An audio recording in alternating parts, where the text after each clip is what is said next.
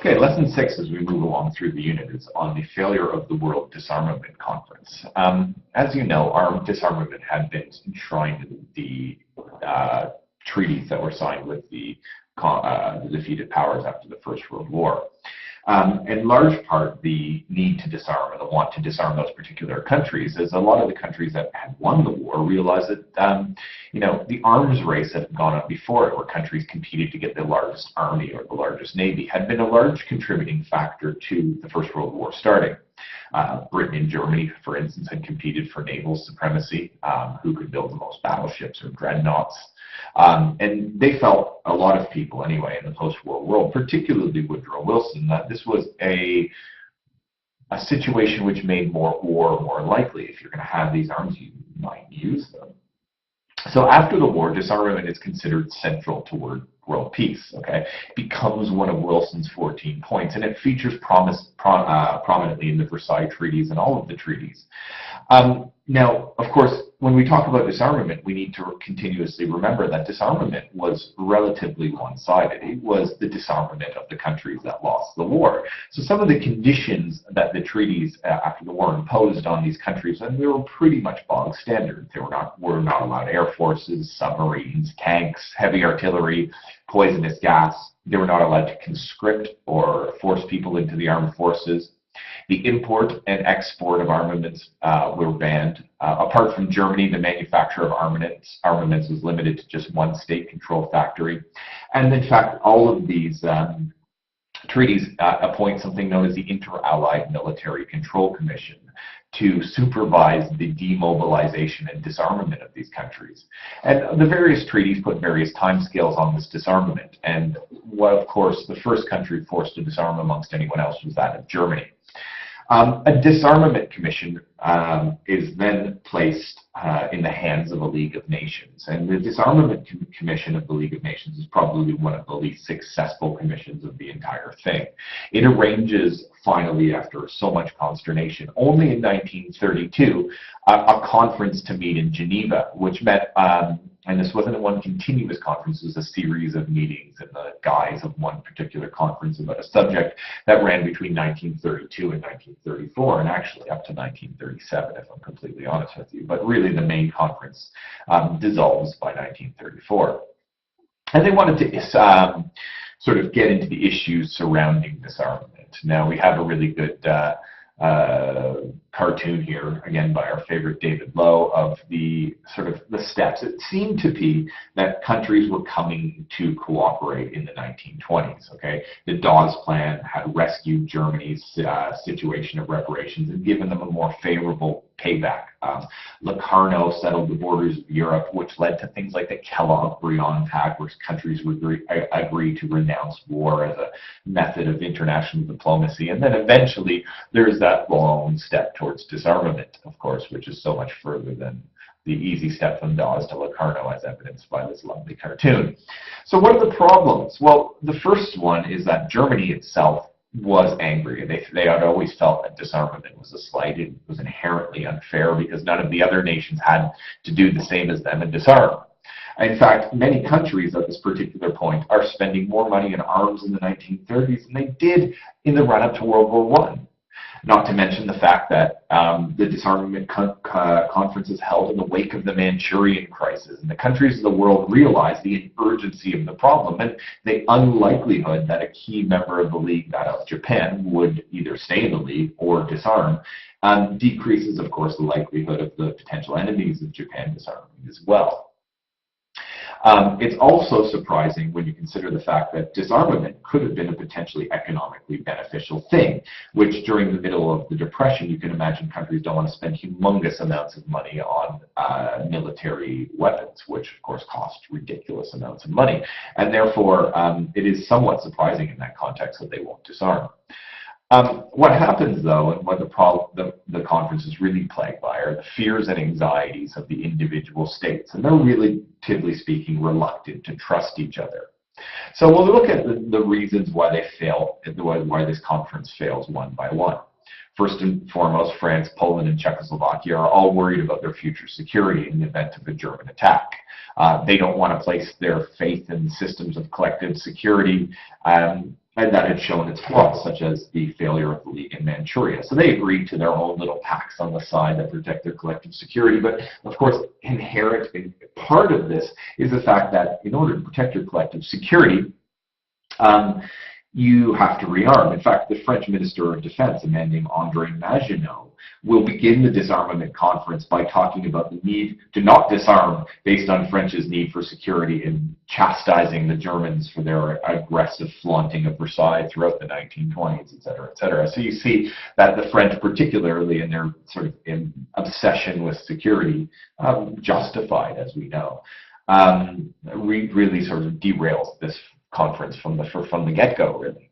Additionally, France was willing to disarm, but only if additional guarantees were provided by Britain and the United States. So France says, oh yes, we will get rid of some of our weapons, however, only if the United States and Britain come to war in our defense in the event of a German invasion. This was obviously a non-starter for the United States that said that it, from 1919 forward did not want to be involved in any of Europe's problems. And for the British, they were pretty reluctant to help the French at any time.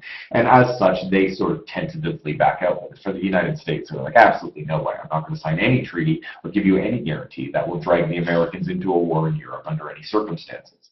And of course, without this protection, France wasn't willing to disarm. Additionally, by 1933, in the middle of the conference, Adolf Hitler comes to power in Germany, and he has absolutely no intention of disarming whatsoever. He's able to exploit the sort of fears and the claims that France isn't serious about disarmament, and he uses this as an excuse to not only withdraw Germany from the conference altogether, but also to leave the League of Nations in 1934 and then rearm Germany because, in his eyes, other countries were not disarming as they had and should have promised to do. You can't ignore, of course, the fact that the conference takes place in the midst of the Japanese invasion of Manchuria. This happens in the middle of the conference, and it soon becomes apparent that the dream of disarmament is just that, a dream. The Japanese invasion of Manchuria really calls into question the spirit in which, the League of Nations was working, and really that sort of spirit of international brotherhood that was cultivated in the 1920s. The Japanese invasion of Manchuria, of course, really shows that the League is weak, and moreover, people are less encouraged to work within the League and make agreements for the League when it seems that the League can't defend itself or can't stop world peace. Therefore, they need to hold on to their own methods of doing so, of course. Not only that, the League's refusal to recognize Japan's control of Manchuria actually increases the stakes and makes, I suppose, war to some degree more likely. Therefore, it is less likely to rearm. So some final thoughts. A lot of people say it was doomed from the start and no one was really serious about disarmament. And to work, all major nations really needed to be unified on the issue, and we can see that they really weren't. Let me give you a couple of examples of going into a little bit more detail on this disarmament conference. The Americans preferred their isolationism, but to protect their isolationism, they wouldn't give assurances that they would cut back on the size of their navy. Britain wanted a special exemption because, of course, it had its empire to protect. So they wanted Britain wanted to be able to build more arms than the disarmament conference would allow because, of course, they wanted an exception because they controlled or at least had the responsibility for the protection of things like countries in Africa that they had mandates for, the Middle East, the British Empire in Asia, which included Hong Kong, Singapore, and of course the Dominion states like Canada, Australia, and stuff were sort of lumped into the British fold, and therefore they're not really willing to budge on that. Additionally, of course, you have the fact that France and Britain are divided. Okay? Many Britons start to feel that the Treaty of Versailles is unfair and are willing to give some concessions to the Germans. Hitler will play off these concessions, but eventually signs a sort of side deal with the British that allows them to sort of rebuild the German Navy from non-existent to the size of about 35% of that of the Royal Navy at that particular time. So in many ways, the British go against the the sort of the spirit of the disarmament conference. And the fact that Germany wasn't cooperative at the conference at all, and within a year had voted in a Nazi government, and then within a year of that said we're going to violate the terms of the Treaty of Versailles and sort of build our arms up anyway, make the fact that the treaty, rather the disarmament conference is held at a time when really disarmament is not really, well, it's not plausible whatsoever. So one last sort of final thought before concluding on this is the fact that, you know, it can be really easy to blame entirely the Nazis. But that's not necessarily the case. It's not just Hitler. You've got to blame Japan's 1931 invasion of Manchuria. You can actually blame the government of Germany in the 1920s for sort of flouting Versailles. Also, you can blame the French for their insistence on collective security, and you can blame Britain for wanting a special exemption and making deals on the side. Not only that, you can also blame the Americans, okay? The fact that they wanted to remain isolated and didn't want to be sort of lumped into world's problems. And not only that, they wanted assurances that they can protect their own isolationism. So basically, every country enters into this disarmament conference with their own special agenda. They're not necessarily going to get along. Disarmament is really an idealistic thing more than anything else. I mean, people around the world signed huge petitions. Women, you know, protested and they wore these placards that read "Disarmament Now," and they gathered petitions on the streets of London. 8 million signatures are given to the World Disarmament Conference demanding that people put down their arms, but it's idealism. It's not realistic, okay? What you can really say about the disarmament conference is that it was a dream of idealists in the world, people who wanted to be a better place. But in reality, the world isn't run by idealists, it's run by realists. And by the 1930s, the world was becoming a more dangerous place, and there was no time for the World Disarmament Conference. And in this respect, the League of Nations was an utter and complete failure.